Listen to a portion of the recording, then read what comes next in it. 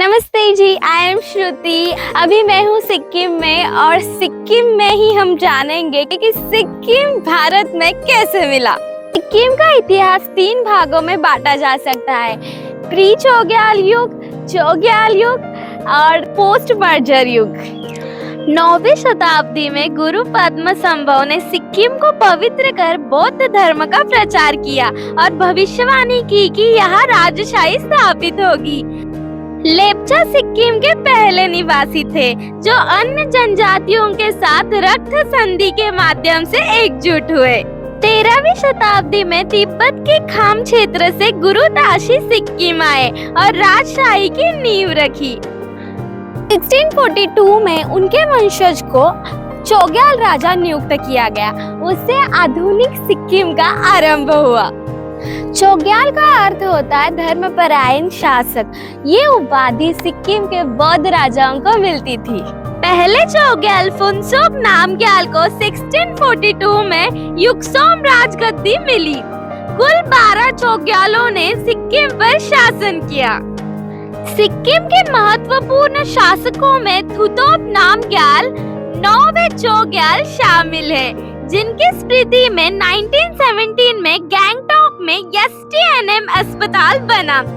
ताशी नामग्याल सबसे लंबे समय तक शासन करने वाले राजा थे। उन्होंने भूमि सुधार, स्वतंत्र चुनाव और शिक्षा को बढ़ावा दिया।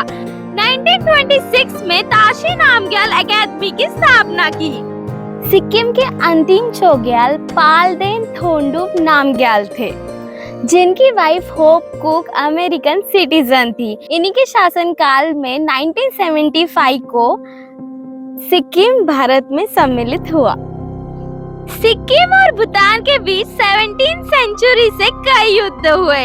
1700 में भूटानी हमले के कारण चोग्याल चाकदो नामग्याल तिब्बत भाग गए, लेकिन 1707 में राजधानी राबतंसे को वापस लिया। 1770 में फिर से भूटानी सेना ने हमला किया और तीस्ता नदी के पूर्वी क्षेत्र तक कब्जा कर लिया। 77 में रेनॉक समझौते के बाद भूटानी सैनिकों ने आत्मसमर्पण किया और ब्लैक हिल्स पर क्षेत्र सिक्किम को वापस मिल गया। सिक्किम भूटान से लड़ रहा था, तभी गोरखा राजा पृथ्वी नारायण शाह ने भूटिया सहयोग से सिक्किम पर हमले किए। 1767 से 1775 तक लगातार संघर्ष हुआ। 1774 में गोरखाओं ने तीस्ता के पूर्व का क्षेत्र कब्जा किया, लेकिन लेप्चा नेता सत्रजीत ने उन्हें 17 बार हराया। 1775 में शांति संधि हुई और गोरखाओं ने हमला न करने का वादा किया।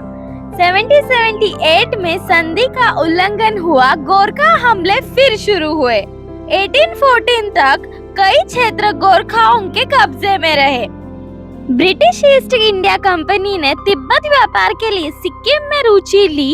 सिक्किम ने अंग्रेजों का साथ देकर एंग्लो नेपाल युद्ध 1814 to 1816 में भाग लिया।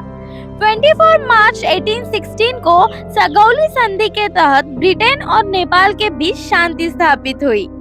11 सितंबर 1967 को भारत द्वारा सिक्किम के बॉर्डर्स को फेंसिंग की शुरुआत हुई और तभी चीन ने हमला कर दिया। गोलीबारी में कई भारतीय सैनिक शहीद हुए। कैप्टन डागर और मेजर हरभजन सिंह वीर गति को प्राप्त हुए। भारतीय सेना ने जोरदार जवाब दिया। चीनी सेना को भारी नुकसान हुआ। 4000 प्लस चीनी सैनिक इंजर्ड और मारे गए। 3 दिन की लड़ाई के बाद भारत ने 1962 की हार का बदला लिया। 1947 में भारत ने आजादी के बाद सिक्किम को अपना प्रोटेक्टोरेट यानी संरक्षित राज्य माना। 1973 में सिक्किम की जनता ने भारत से मदद मांगी। 1975 में जनमत संग्रह हुआ यानी वोटिंग हुई। उसमें 97% लोग चाहते थे कि सिक्किम में राजशाही खत्म हो और सिक्किम भारत में मिल जाए। चीन के बढ़ते खतरे और 1967 के संघर्षों यानी नथुला और चोला के बाद विलय अवश्य हो गया। काजी लैंडुप दोरजी ने चोग्याल शासन को हटाने की मांग की। 1973 में जनता ने भारत से मदद मांगी।